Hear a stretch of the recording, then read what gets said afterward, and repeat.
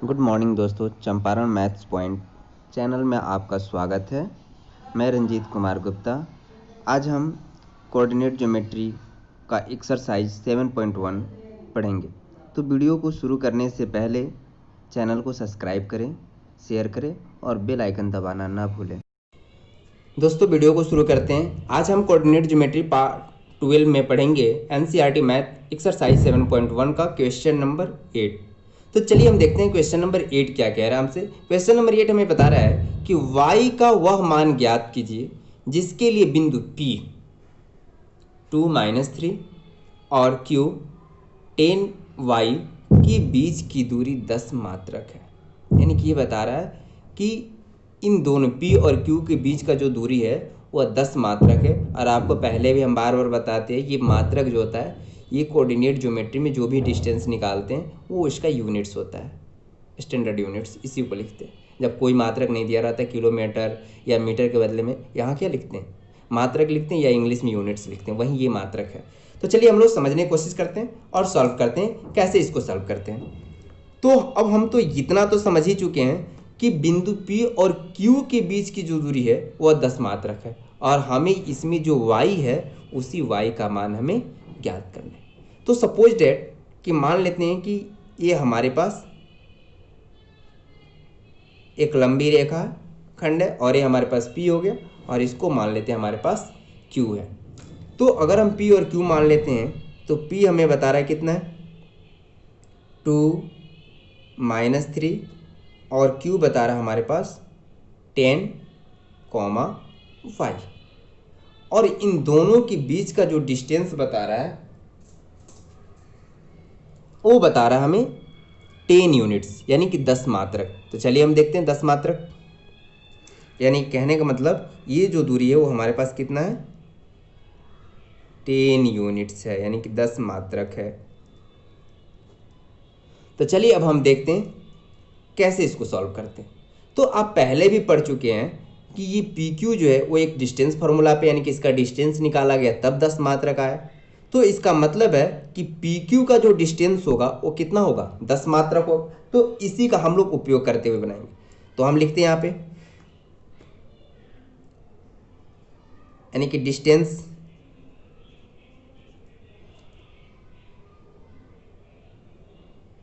PQ। अभी हम लोग इससे पहले वाले सवाल में पढ़ चुके थे कि हम क्या करते हैं इसमें स्क्वायर डाल देते हैं। तो चलिए हम लोग इसको स्क्वायर में डालने से पहले हम आपको बता दें, अगर हम डिस्टेंस PQ सिर्फ निकालते हैं तो हमारे पास फार्मूला क्या होता है, हमारे पास फार्मूला डिस्टेंस फार्मूला ये बताता है कि x2 माइनस x1 का होल स्क्वायर होता है और प्लस हमारे पास होता है y2 माइनस y1 का होल स्क्वायर।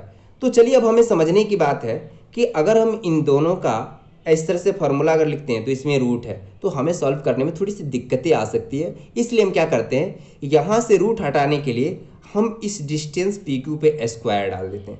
जैसे स्क्वायर करेंगे यहाँ का रूट हमारा क्या हो जाएगा हट जाएगा और सिंपली हमारे पास बच जाएगा कौन सा फार्मूला x2 माइनस x1 का होल स्क्वायर आप प्लस हमारे पास हो जाएगा y2 माइनस y1 का होल स्क्वायर। तो अब हम क्या करते हैं, सपोज डेट मान लेते हैं कि ये हमारे पास x1 y1 है और ये हमारे पास x2 y2 है, ऐसे मान लेते हैं। क्या मान लेते हैं, इसको हम मान लेते हैं x1 y1 है और ये हमारे पास x2 y2 है। तो और डिस्टेंस PQ हमारे पास कितना है 10 मात्रक। तो हम क्या करते हैं 10 लिख लेते हैं और यहाँ पे स्क्वायर है तो स्क्वायर कर लेते हैं इक्वल टू करते हैं। फॉर्मूला बता रहा है x2 माइनस x1, हमने यही तो बताया कि इसको x1 y1 और इसको x2 y2 मान लें। तो x2 y2 यानी कि x2 हमारे पास 10 हो गया फार्मूला के अनुसार, अब माइनस x1 हो गया हमारे पास 2, स्क्वायर है तो हम क्या करेंगे स्क्वायर कर लेंगे, फिर प्लस है तो प्लस करेंगे। अब बता रहे y2 माइनस y1, तो y2 हमारे पास कितना है भाई y है तो हम करते क्या है यहाँ y लिख लेते हैं और फॉर्मूला के अनुसार क्या है ये माइनस है और y1 हमारे पास है -3।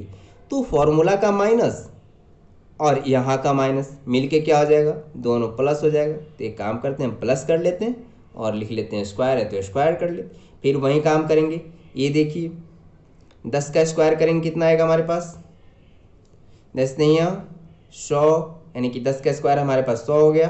अब यहाँ देखिए 10 में से 2 को क्या करना है, सब्ट्रैक्ट करना है, यानी घटाना है। घटाएंगे तो आएगा 8, और 8 का स्क्वायर कितना हो जाएगा हमारे पास 64, यानी कि 64 हो जाएगा। प्लस अब हम यहाँ देख रहे हैं ये कह रहा है y+3, और y+3 तो जुटेगा नहीं, क्योंकि ये हमारे पास एक वेरिएबल क्वांटिटी और एक जो है कि हमारे पास कांस्टेंट क्वांटिटी, दोनों आपस में जुड़ नहीं सकते। तो इसके लिए हम क्या देख रहे हैं कि अगर हम मान लें कि y+3 जो है हमारे पास, सपोज डेट मान लें कि y को अगर आप मान लें कि a है और इसको मान लीजिए b है, तो क्या बता रहा है यहाँ पे y+3 का स्क्वायर करें, यानी इसका मतलब हो जाएगा a+b का होल स्क्वायर। और a+b का होल स्क्वायर क्या होता है हमारे पास, a² प्लस 2ab प्लस होता है हमारे पास b²। उसी फार्मूला का उपयोग करते हुए अगर हम यहाँ बनाते हैं तो देखिए हमारे पास क्या है, y+3 का होल स्क्वायर। तो इसके पहले भी बाहर प्लस है तो कोई चिन्ह तो कोई चेंज होगा नहीं। तो हम क्या करते हैं, अब ये फार्मूला लगाते हैं, क्योंकि इसको हमने क्या मान लिया a और इसको मान लेते हैं b। इसको y को a मानते हैं और 3 को b।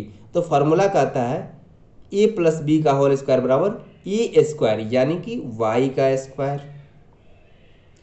अब प्लस क्या बच गया, फार्मूला क्या था +2ab, तो +2 तो 2 रह गया, और a कितना हमारे पास y, और b है हमारे पास 3, तो 2ab प्लस b², यानी कि 3 का स्क्वायर। ये हो गया हमारे पास फार्मूला के अनुसार a² plus 2ab plus b²। Next line हमें देखते हैं क्या है। नेक्स्ट ये कहता है ये 100 है तो 100 ही रहने दीजिए, ये 64 है तो 64 ही अभी रहने दीजिए। पहले इसको पूरा करते हैं, ये y² है, y² हो गया। ये देखिए तो 2 3 जा 6, यानी कि 3 दूनी 6, और ये बीच में y है तो 6y, प्लस कितना हो गया 3 3 के 9, यानी 3 का स्क्वायर इक्वल टू, यानी कि 9 हो गया। अब हम क्या करते हैं, इसको सजाते हैं। चलिए देखते हैं हमारे पास क्या है।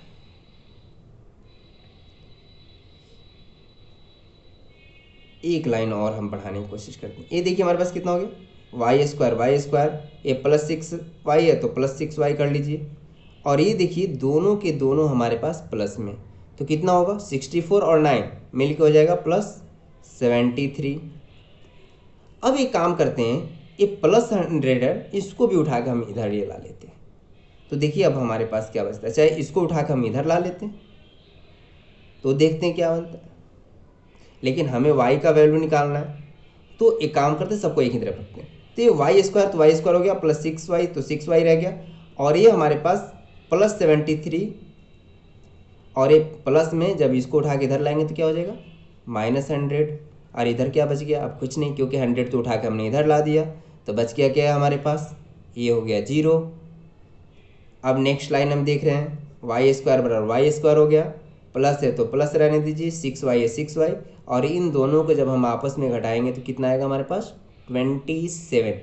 लेकिन किस में आएगा, प्लस में या माइनस में, तो +73 और ये -100 है, तो माइनस की संख्या ज़्यादा है, इसका मतलब आएगा -27। और इस प्रकार के एडिशन सब्ट्रैक्शन तो आप पहले से भी पढ़े होंगे। अब हम देख रहे हैं कि अब हमारे पास एक इक्वेशन बन गया। अब इक्वेशन को यदि सॉल्व करेंगे तो हमें जो है कि y का वैल्यू निकल सकता है। तो हम इक्वेशन को सॉल्व करने के लिए करते क्या है, हम इक्वेशन को सॉल्व करने के लिए करते हैं कि ये फर्स्ट टर्म और लास्ट टर्म को क्या करते हैं, मल्टीप्लाई करते हैं। तो यहाँ पे क्या है, कांस्टेंट कुछ नहीं है तो 1 है, और यहाँ पे कांस्टेंट कितना है हमारे पास 27, तो 27 में 1 मल्टीप्लाई किए तो 27, और बीच वाला कहता है कि हमें एक ऐसा नंबर चाहिए जिसको मल्टीप्लाई करने पर इन दोनों के मल्टीप्लाई की इक्वल हो, या जोड़ने और घटाने यानी कि एडिशन और सब्ट्रैक्शन के दौरान बीच वाला प्राप्त हो। तो हम इसे मल्टीप्लाई किए तो कितना है 27, इसका मतलब है कि जोड़ने घटाने पर गुणा करने पर 27 और जोड़ने घटाने पर 6, ऐसा कोई नंबर आपको दिखता है। तो चलिए हम देखते हैं, इसको निकालने के लिए भी तरीका है हमारे पास। एक काम करते हैं, यहाँ पे 27 को ऐसे जब आप तोड़िएगा तो ये 3 से टूटेगा 9 आएगा, फिर ये 3 से टूटेगा, ये हमारे पास कितना आएगा 3 आएगा। तो अब देखिए ये हमारे पास फैक्टर आ गया, और हमें क्या चाहिए, जोड़ने घटाने पर 6 भी चाहिए। तो ये देखिए इन दोनों को अगर हम मल्टीप्लाई कर लिए तो कितना आएगा 9, और एक बच गया 3, 9 और 3 को सब्ट्रैक्ट कर देंगे कितना आ जाएगा 6, और 9 3 जा 27, यानी कि 3 और 9 जो होगा 9 और 3 होगा, यानी कि 9 और 3 को मल्टीप्लाई करेंगे तो 27 भी आ जाएगा, और दोनों को घटा देंगे तो हमारे पास 6 भी आ जाएगा, यानी कि अब हमारा कंडीशन फुलफिल हो गया। तो चलिए हम आते हैं नेक्स्ट, देखते हैं क्या हमारे पास है। इस तरह से बॉर्डर लाइन लेते हैं। तो ये हमें बता रहा है क्या चीज़, अब वाई स्क्वायर को हम लोग वाई स्क्वायर ही रहने देते हैं। अब देख रहे हैं हमारे पास +6y है तो +6y और -27 है तो 27, यहाँ पे =0 है, =0 कर लेते हैं। चलिए अब देखते हैं हमारे पास क्या है। अब हमारे पास ये बता रहा है कि हमने निकाला कि मल्टीप्लाई करने पे 27 और जोड़ने घटाने पे हमें क्या चाहिए, यानी कि सब्ट्रैक्शन और एडिशन के दौरान 6 चाहिए। तो हमने क्या नंबर पाया था 9 और ऐसा 3 है। 9 और 3 एक ऐसा नंबर है जिसको मल्टीप्लाई करने पे 27 हो रहा है और जोड़ने घटाने पे 6 आ रहा है, यानी कि घटा देने पे 6 भी मिल रहा है। तो चलिए हम करते हैं, वाई स्क्वायर को वाई स्क्वायर कर देते हैं, प्लस ये देखिए 6y लाना है ना, तो 9y, अब माइनस अगर हम 3y कर दें तो बताइए 9y में से 3y घट जाएगा तो कितना आएगा, 6y आ गया, कोई दिक्कत नहीं। और -27 है, -27 हमने कुछ भी चेंजिंग नहीं किया, जैसे y का वाई स्क्वायर, ये दोनों को कर दिए 6y और -27 है -27। लेकिन हमें क्या करना है, अब इन दोनों को एक साथ कॉमन कर लेते हैं। तो इसमें 2y और इसमें 1y है, तो 1y कॉमन कर लिए तो इसमें क्या बच गया 1y, अब प्लस यहाँ पे क्या बच गया 9। ठीक उसी प्रकार से यहाँ से -3 कॉमन निकाल लेते हैं, क्या बच गया इसमें y बच गया, और यहाँ हो गया इसमें से 3 कॉमन निकल गया तो 3 9 जा 27, यानी कि 9 आ गया, =0। आपको एक बात बता दी, सर यहाँ -3 निकालें तो ये हो जाएगा हमारे पास प्लस, क्या हो जाएगा प्लस, क्योंकि -3 निकल गया तो बचा क्या प्लस ही तो। अब जब बीच वाली ये जो आ रहे हैं ना, अगर दोनों एक जैसे आ जाए तो इसका मतलब है कि आपका इक्वेशन सही है, अगर नहीं आ रहा है तो समझिए कि वो गलत है, आपने गलत बना रखा है। चलिए नेक्स्ट देखते हैं अब हमारे पास क्या है। ये हो गया। अब ये जो कॉमन में जो हमारे पास दिख रहा है इसको हम एक साथ कर लेते हैं, तो यहाँ कॉमन y निकला और यहाँ पे -3 निकला, तो हम क्या कर लेते हैं, यहाँ पे y -3 कर लेते हैं, और जो बाकी बच गया y + 9 है तो y + 9 कर लेते हैं। अब = हो गया हमारे पास 0। अब आते हैं नेक्स्ट में क्या करते हैं, हम करते हैं यहाँ पे y -3 = 0 कर लेते हैं, और दूसरे खंड में हम y + 9 = 0 कर लेते हैं। तो यहाँ से y बराबर हमें क्या निकल गया, ये माइनस में इधर जाएगा तो प्लस, और यहाँ पे y किस में है +9 है, इधर जाएगा तो -9, यानी कि हमारे पास जो y का वैल्यू आ रहा है वो हमारे पास क्या होगा, y जो होगा हमारे पास कितना होगा 3, -9, यानी कॉमा नहीं लिख सकते, यहाँ पे और लिख लीजिए, या एक काम करते हैं ये इसको बड़ा सा लिख लेते हैं, y जो होगा हमारे पास क्या होगा, हमारे पास 3 या -9, दोनों ही कंडीशन में हमारे पास क्या मिलेगा 10 मात्रक मिलेगा। इस तरह से ये हो गया हमारे पास आंसर, और इस तरह से हम इसे सॉल्व कर लिए क्वेश्चन नंबर 8 को। और ये जो है कि पेज प्राप्त करने के लिए डिस्क्रिप्शन बॉक्स में एक लिंक दिया होगा, आप वहाँ से इस पेज को डाउनलोड भी कर सकते हैं। Thank you.